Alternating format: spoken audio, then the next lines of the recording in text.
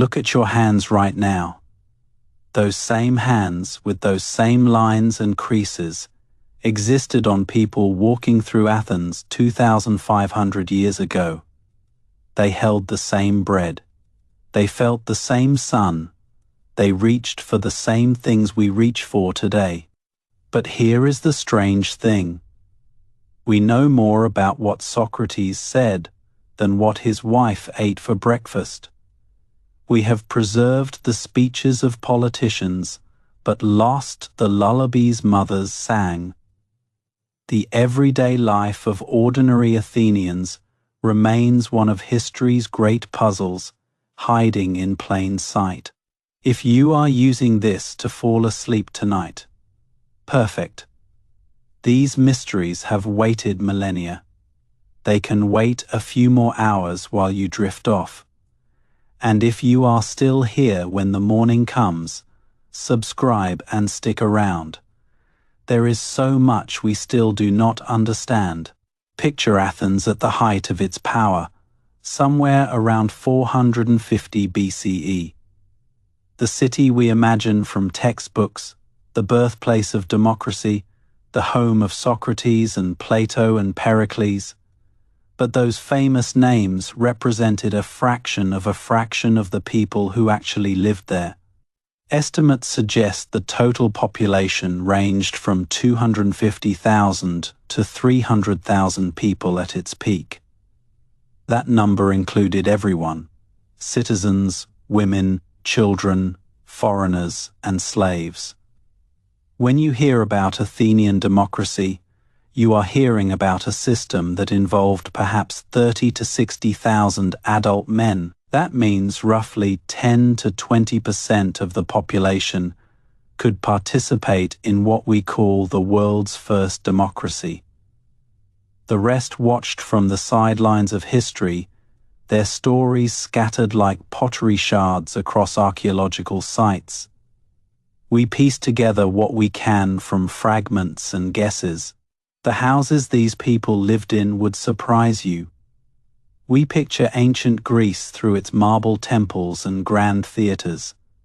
But ordinary Athenians lived in homes made of mud brick and wood, simple structures that could barely survive a few generations, let alone 2,500 years of history.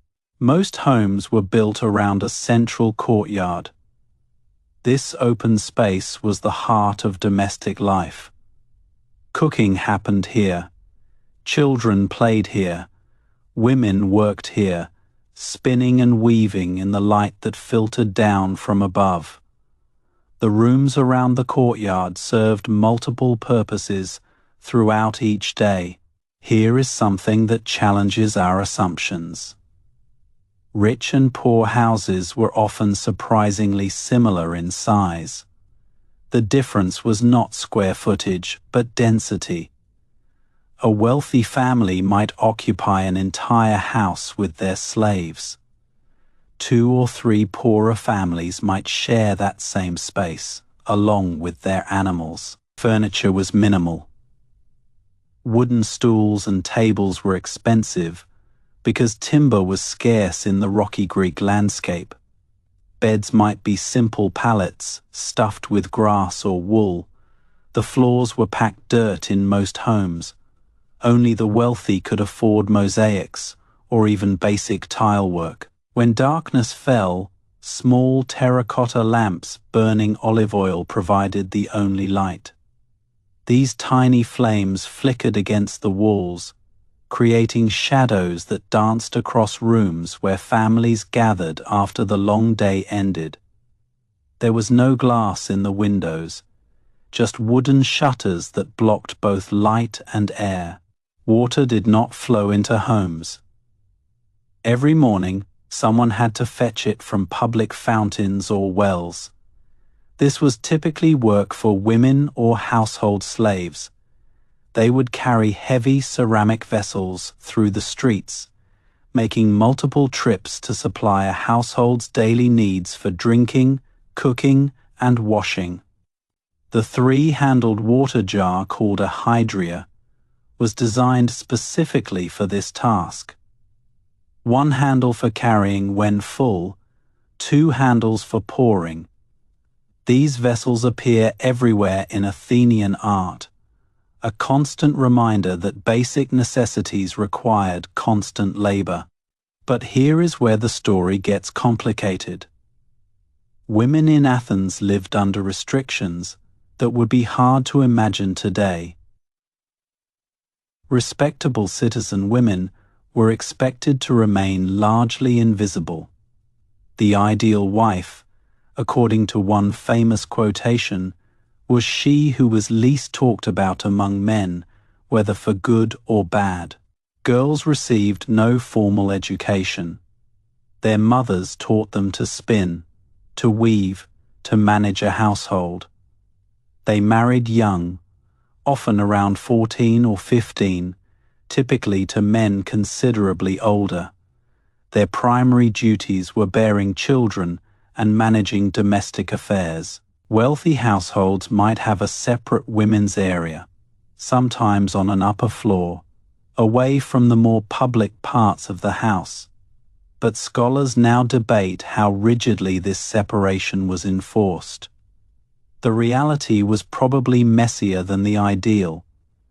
Women had to manage slaves, supervise households, participate in religious festivals. Yet we must be careful with our sources. Almost everything we know about Athenian women comes from men. The tragedies that give us such vivid female characters were written by men, performed by men, watched primarily by men. We are seeing women through a lens shaped by male assumptions and male anxieties. Religion offered one of the few paths to public prominence for women. The priestess of Athena Polias held enormous prestige and influence. Women participated in festivals closed to men, like the Thasmophoria, where married women gathered to perform secret rites honoring Demeter. The Great Panathenaea festival required years of work from women who wove the new robe presented to the statue of Athena.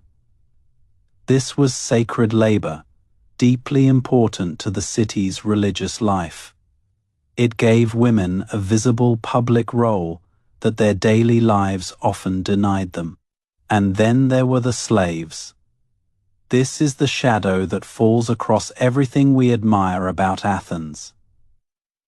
Estimates suggest 80,000 to 100,000 enslaved people lived in Attica at the height of Athenian power. That might have been 1 in 4 inhabitants, possibly more. The silver mines at Laurion were worked entirely by slaves. Conditions there were brutal, 10-hour shifts. Underground passages barely tall enough to crawl through.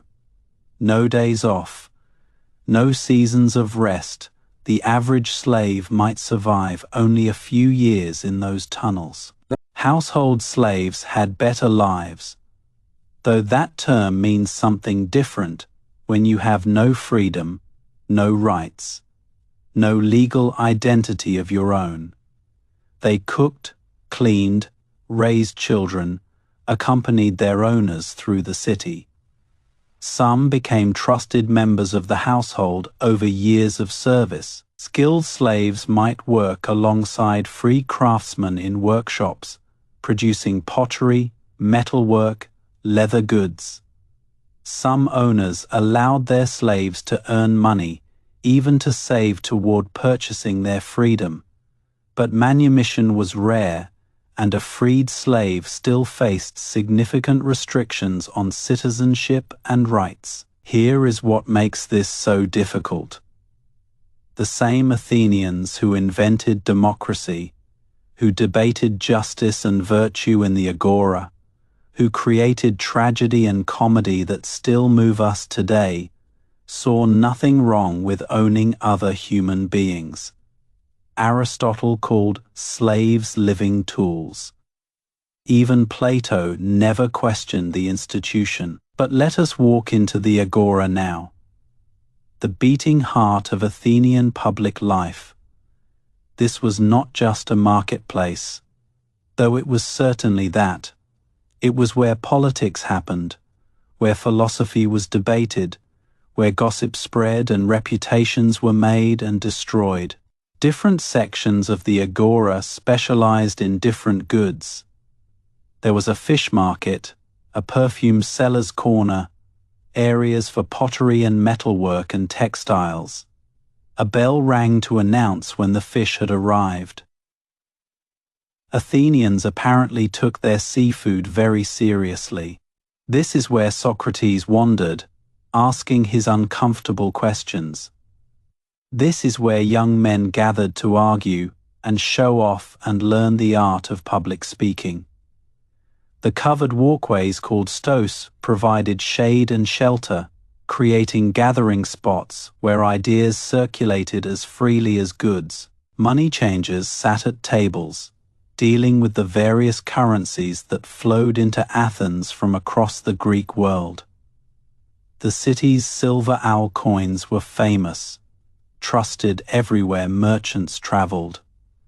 Commerce was constant, noisy, essential to a city that could not feed itself from its own land. Around the edges of the agora, smaller businesses clustered. The cobbler, the fuller who cleaned and whitened cloth, the barber. These small operations served the daily needs of citizens who passed through the marketplace on their way to more important business. Public notices were posted in the agora for all to read. New laws, military conscription lists, religious announcements. The man who could read served those who could not, passing along the information that everyone needed. Literacy was a skill, not universal, but valuable enough that many sought it. The Stoa Poikile, the painted stoa, was famous for its murals depicting Athenian military victories. But it was equally famous as the place where Zeno taught his followers. The word Stoic comes from this building, where a philosophy of endurance and virtue first took shape. Time in the agora was measured by water clocks called clepsydra. When a man spoke in court, water dripped from one vessel to another. When the water ran out, his time was done. The mechanical measurement of time was already shaping how Athenians thought about fairness and order. Athens imported most of its grain. The soil of Attica simply could not produce enough to feed a population of this size. Wheat and barley arrived by ship from the Black Sea, from Egypt, from wherever traders could find surplus. Controlling these supply routes was a matter of survival. Breakfast for most Athenians was simple. Barley bread dipped in wine, perhaps with olives or figs. Yes, they started their day with wine, though always diluted with water. The Greeks considered drinking undiluted wine a mark of barbarism, a dangerous habit of uncivilized peoples. Wine was everywhere in Athenian life. It accompanied meals, lubricated social gatherings, played a role in religious rituals. The best wines came from islands like Chios and Lesbos. Poorer Athenians drank what they could afford, which was often quite rough by any standard. Olive oil was the other essential. It was used for cooking, for lighting, for cleaning the body.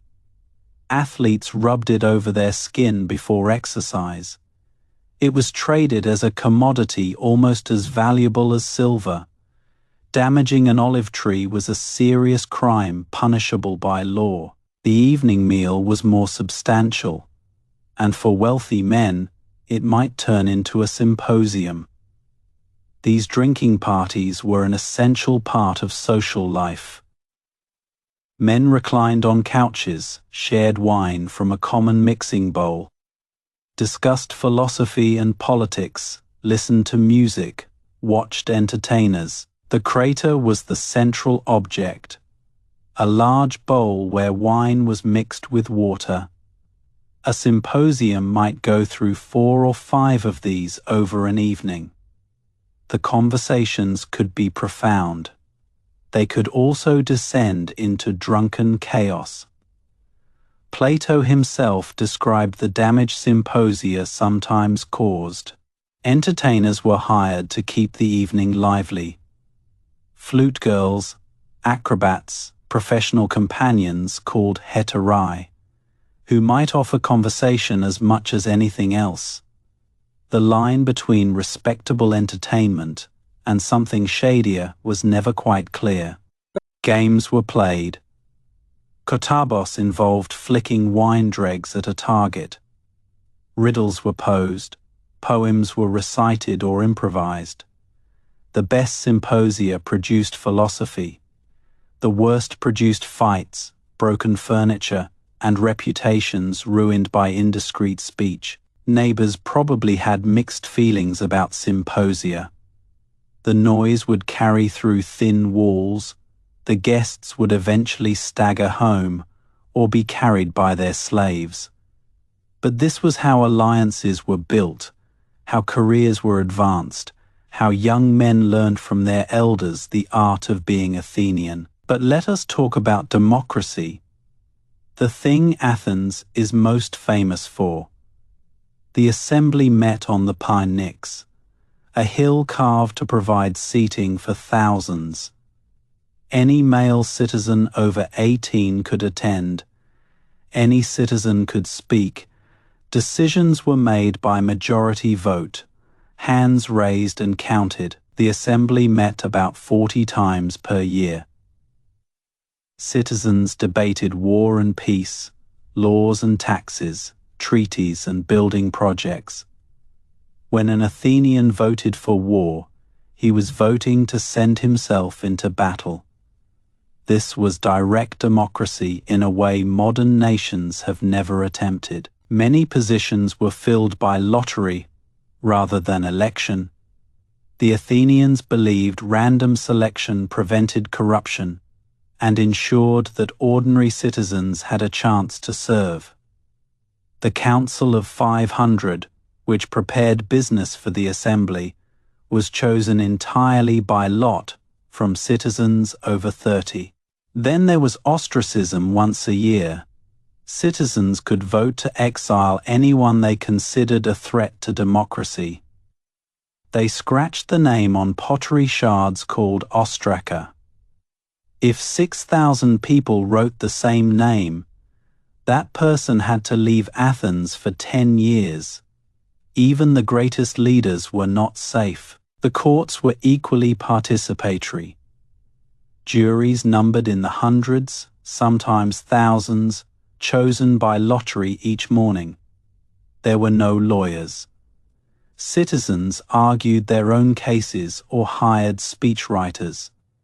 The majority decided guilt or innocence, and there was no appeal. Jury pay was introduced to ensure that poor citizens could afford to serve. This was controversial. Critics said it turned citizenship into a job. Supporters said it prevented the wealthy from dominating the courts. The debate sounds remarkably modern. The great building projects of Periclean Athens were funded by the treasury of the Delian League, money that had been collected from allied cities to defend against Persia. Using these funds to beautify Athens was controversial even at the time. Pericles argued that the allies paid for protection and Athens provided it. The Parthenon took 15 years to complete. It employed hundreds of workers, many of them slaves, some of them free citizens earning daily wages. The surviving accounts show payments to both categories working side by side on the same project. Each spring, Athens celebrated the Great Dionysia, a festival honoring the god of wine and theatre. For nearly a week, the city stopped its regular business. Thousands gathered at the Theatre of Dionysus, carved into the south slope of the Acropolis, to watch the year's new plays. 3 tragedians competed, each presenting 3 tragedies plus a lighter satyr play. Then came the comedies. The plays could be profound or vulgar, deeply political or purely entertaining. Aristophanes mocked living politicians by name. Sophocles and Euripides wrestled with questions of fate and justice that still resonate. Attendance was a civic duty as much as entertainment. The city even provided funds so poor citizens could afford the ticket price. For a few days each year, the entire community gathered to share the same stories, to laugh and weep together, to confront the biggest questions through the safety of fiction. The chorus was essential to Greek drama. 15 men in tragedy, 24 in comedy. They sang and danced and commented on the action. Training these choruses was expensive, and wealthy citizens competed for the honor of sponsoring them. Victory brought lasting fame. Religion permeated every aspect of Athenian life in ways that are hard for modern people to grasp. The gods were not abstract concepts confined to temples. They were present in every home, invoked before every meal, acknowledged in every public decision. Every household had an altar to Hestia, goddess of the hearth. A portion of every meal was set aside for her. Before drinking, a small amount of wine was poured as a libation to the gods. These tiny rituals accumulated into a constant awareness of divine presence. The calendar was structured around festivals: the Panathenaea, the Dionysia, the Anthesteria, the Eleusinian mysteries. Each involved processions, sacrifices, offerings, specific rituals that had to be performed correctly to maintain the proper relationship between the city and its gods. Festival days meant release from ordinary labor. The workshops closed. The agora took on a different character. Families dressed in their best garments and processed together through streets that normally saw only the daily grind of commerce and routine. Athletic competitions accompanied many festivals. These were not just entertainment, but religious acts honoring the gods. Young men demonstrated their strength and speed. Their families watched with pride or anxiety. The winners received prizes of olive oil in painted amphorae, treasures that could be sold or displayed for generations. Music filled festival days. The double flute called the ulos provided the rhythm for processions and dances. Lyres accompanied songs. The sounds would have been everywhere, part of the sensory overwhelming that made festival time distinct from ordinary time. The Anthesteria celebrated the opening of new wine. For 3 days in early spring, the city gave itself over to drinking and revelry. Even children participated. Given their first taste of wine at age 3, slaves received temporary freedoms. The boundaries that normally structured society relaxed their grip. Animal sacrifice was central to Greek worship. The animal was led to the altar garlanded with ribbons. The officiating priest made the cut. The blood flowed onto the altar. The internal organs were burned for the gods. The rest of the meat was distributed to worshippers. This was often the only time ordinary people ate beef. Education was available only to boys, and only to those whose families could afford it. There was no public school system. Fathers who wanted their sons educated hired tutors or sent them to private teachers. The curriculum focused on reading, writing, music, poetry, and physical training. Boys memorized large sections of Homer. The Iliad and Odyssey were the foundation of Greek education, providing models of behavior, examples of rhetoric, shared cultural touchstones that every educated person was expected to know. A man who could not quote Homer was considered barely civilized. Physical education was equally important. Boys trained in the gymnasium, learning wrestling, running, discus, javelin. These skills were not just for fitness, they were preparation for military service. Every citizen was expected to serve when called, to fight in the heavy infantry as a hoplite. Childhood itself looked different than we might expect. Children were considered youths until age 30 by some definitions. But the early years were marked by simple pleasures, terracotta toys, games with knucklebones, running through streets that adults found too hot for comfort in the summer afternoons. The rhythm of the day shaped everything. Athenians rose with the sun. The morning hours were for business, for trips to the agora, for whatever work the day required. The hottest part of the afternoon called for rest and shade. Then a return to activity as the evening cool approached. This pattern would have seemed natural, even inevitable. Without artificial lighting or climate control, human activity followed the sun's arc. The idea of working straight through the hottest hours would have struck an Athenian as both foolish and dangerous to health. Consider the cobbler, making sandals and boots in his small workshop near the agora. He rose before dawn to make use of the cool hours. His tools were simple. His materials were leather from local hides. His customers were neighbors he had known for years, and strangers from the ships in Piraeus. The metalworker had a harder trade. The forge had to be hot enough to work bronze, which meant suffering through heat that would be unbearable on summer days. Many craftsmen were slaves or metics. The aristocratic ideal held that free citizens should not work for wages, though economic reality often said otherwise. Textile production was the backbone of the household economy. Every respectable home produced its own cloth. The weaving was women's work, endless and essential. A woman's skill at the loom was part of her identity, praised in poetry and memorialized on gravestones.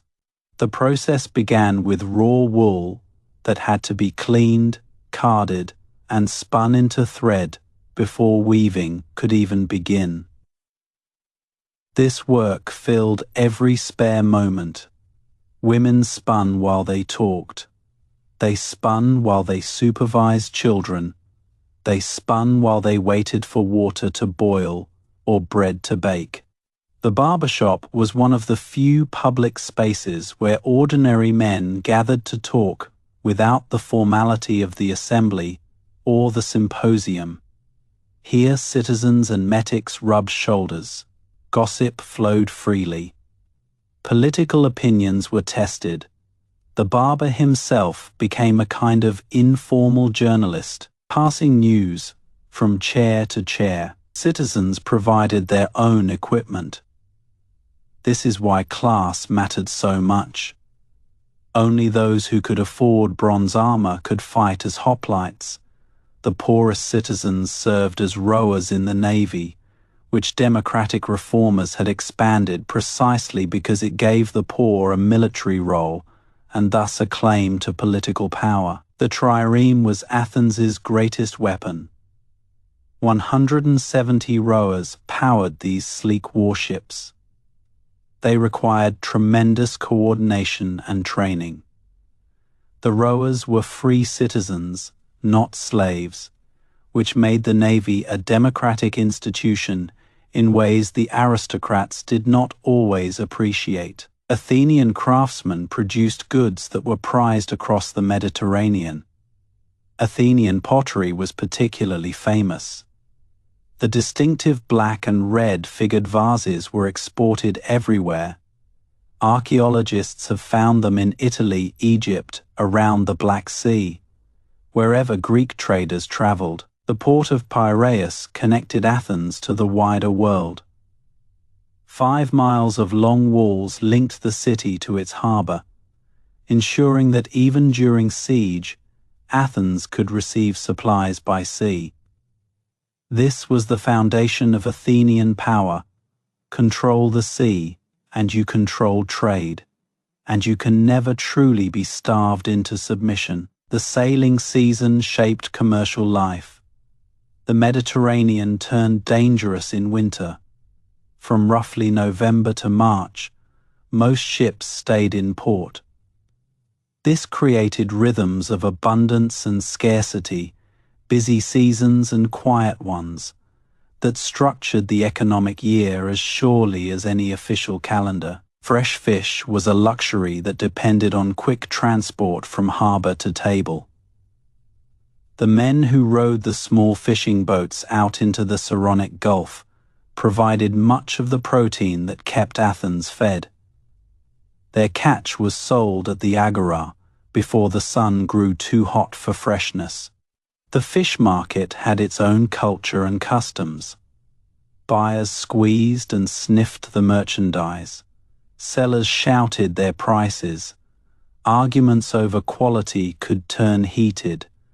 Aristophanes wrote about fish sellers as stock characters, representing a certain kind of loud, aggressive commerce that polite citizens found both necessary and distasteful. The agricultural year brought its own rhythms. Olives were harvested in autumn, pressed for oil that would last through the year. Grapes came earlier, crushed underfoot in the traditional way.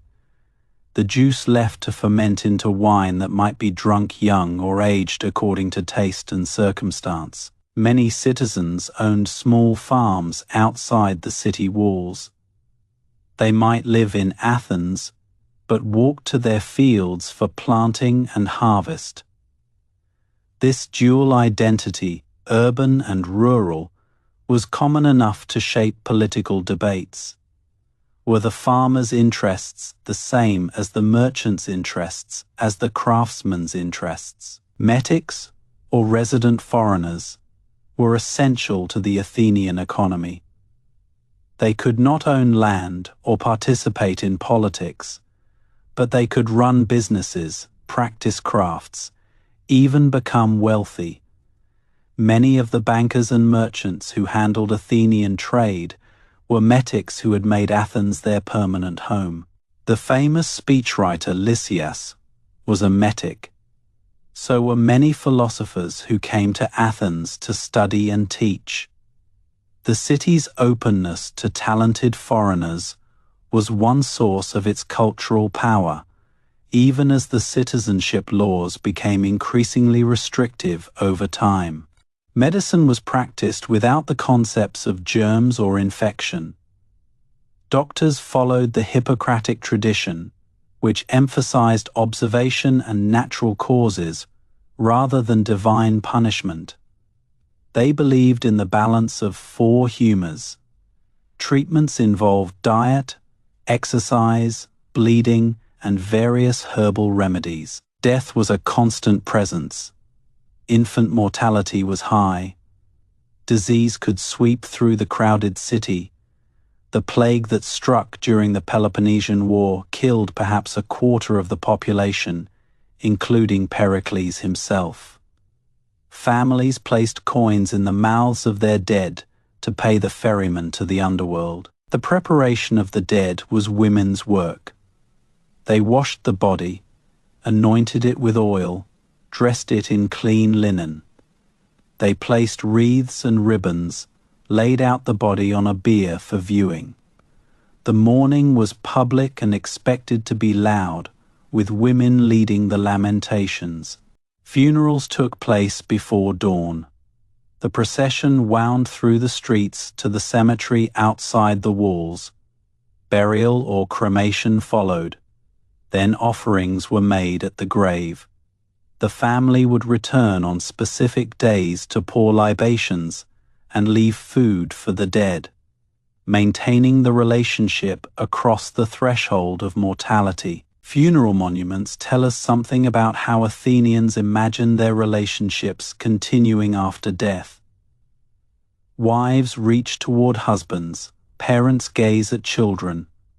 The dead are shown in the prime of life, surrounded by objects they treasured. These scenes speak of grief across millennia. When night fell over Athens, the city grew quiet. There was no street lighting. Going out after dark meant carrying a torch or risking broken ankles on the uneven streets. Crime was a constant concern. Wealthy homes had solid doors and cautious slaves to guard them. Families gathered in the light of their small oil lamps. Children played simple games with dice and knucklebones. Mothers finished their spinning. Fathers might discuss the day's business or politics, then sleep on simple beds in rooms without glass windows, beneath roofs of terracotta tile. And then dawn came again. The roosters crowed. The city woke. The women began their work. The men headed to the agora. The slaves carried water. The children ran through the streets. Another day in the life of a city that would change the world without knowing what it was doing. The grinding of grain was among the first sounds of morning. Stone against stone, wheat or barley becoming flour. The bread had to be fresh each day. There was no refrigeration, no preservation. What the household ate today had to be prepared today. The water carriers were out before the crowds. Heavy ceramic jars balanced on shoulders or heads, trip after trip to the public fountains. The water that would cook the food, clean the bodies, serve the household's endless needs. The child playing in that courtyard 2,500 years ago could not imagine that people would still be reading about his city, that tourists would travel thousands of miles to see its ruins, that the words spoken in his assembly would echo through constitutions written millennia later. And this is where the mystery deepens. We know so much about Athens because so much survived. But what survived was shaped by what Greeks valued enough to preserve: the speeches, the philosophy, the architecture, the art, the stories of famous men doing famous things. The ordinary lives slipped through the cracks. The woman grinding grain, the slave carrying water, the child who died before learning to read. They left traces but not testimonies. We reconstruct their existence from the objects they discarded, the bones they left behind. Archaeologists continue to find new evidence. Every construction project in modern Athens uncovers more of the ancient city. Inscriptions emerge, pottery appears. Each fragment adds a pixel to a picture that will never be complete. We know more than we did a century ago and less than we would like. New technologies help us see old evidence differently. Chemical analysis reveals what foods were stored in ancient pots. DNA from skeletons tells us about diet and disease and movement of populations. We learn not just what Athenians said about themselves, but what their bodies actually experienced. The most mysterious thing about Athens might be this: a small city in a poor landscape, dependent on imports, frequently at war, riddled with the contradictions of slavery and restricted citizenship, somehow produced an explosion of ideas that shaped everything that came after. Greeks today still dip bread in olive oil.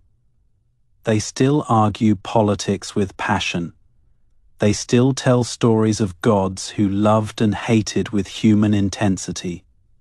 The continuous thread stretches back past the Roman conquest, past the Byzantine Empire, past the Ottoman rule, all the way to those mud brick houses and crowded streets. The Parthenon still stands on the Acropolis, missing its roof and its statues, its paint long faded, but still standing. Millions of visitors climb that hill each year. They stand where ancient Athenians stood, looking out over a city transformed beyond recognition, but somehow still the same. When you touch that marble, warmed by the same sun that warmed it in the time of Pericles, something strange happens. The centuries collapse.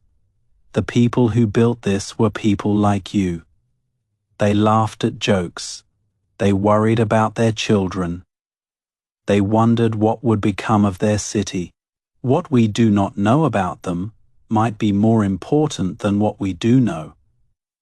We have their public face, their grand statements, their philosophical arguments. We have lost their private moments, their unrecorded conversations, their dreams and fears whispered in the darkness. Somewhere in that lost record is a mother singing a lullaby we will never hear. A joke between friends that made them laugh until tears came. A moment of kindness between slave and free person that no one thought worth recording. The small human things that make a life. The Athenians looked up at the same stars we see tonight. They found the same patterns in the sky. They told stories about those patterns, stories we still tell.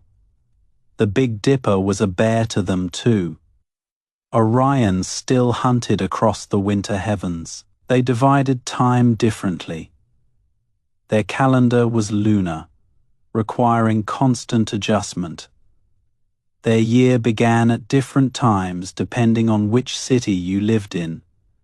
Yet they wrestled with the same fundamental question: how do we organize our brief time under these turning stars? 4 million people live in modern Athens. Now they drive on highways built over ancient roads. They build subway stations and find artifacts. They carry the weight of history without always noticing it, as people everywhere carry the weight of what came before. The questions the Athenians asked have not been answered. What is justice? What is the good life? How should we organize society? Who deserves a voice in their own governance? These questions echoed through Rome and Byzantium and the Renaissance and the Enlightenment, and they echo still. Democracy was invented in a city built on slavery. Philosophy flourished where women were silenced. Art reached astonishing heights while conquered peoples paid tribute. The contradictions are not resolved, they are inherited. Every society struggles with the gap between its ideals and its practices. When Greeks today gather in Syntagma Square to protest or celebrate, they are doing something that began on the Phoenix 2,500 years ago. The space has changed, the issues have evolved, but the fundamental act of citizens gathering to shape their collective future remains. If you have drifted off by now, that is exactly as it should be. These mysteries will be here when you wake. They have waited patiently through all the years since Athens was young. They will wait a few more hours while you rest. The olive trees growing in Greece today might be descended from trees that an ancient Athenian tended. Olives can live for centuries. Some of them remember things no human does. They have stood through the rise and fall of empires, through wars and plagues, through everything that passes. The stones of the Parthenon have seen more sunrises than any person ever will. They have been painted bright colors, stripped bare by time, broken by explosions, restored by archaeologists, visited by millions. They keep whatever secrets they know in silence. Every year, we learn a little more. Every year, we realize how much remains unknown. The story of Athens is not finished because we are still writing it. Every new discovery changes what we thought we understood. The past is not fixed. It shifts as we look at it. The theatre where Sophocles premiered his tragedies is still there. The seats are worn smooth by centuries of visitors. If you sit very quietly in the early morning before the tourists arrive, you can almost hear the chorus almost. The silence holds what we cannot recover. Tonight, in homes across Greece, people will light their lamps against the darkness. They will gather with family. They will share food and wine and conversation. The details have changed, the essentials remain. We are still the same species, asking the same questions. What did it actually feel like to be an ordinary person in ancient Athens? We will never fully know, but the asking of the question connects us to them.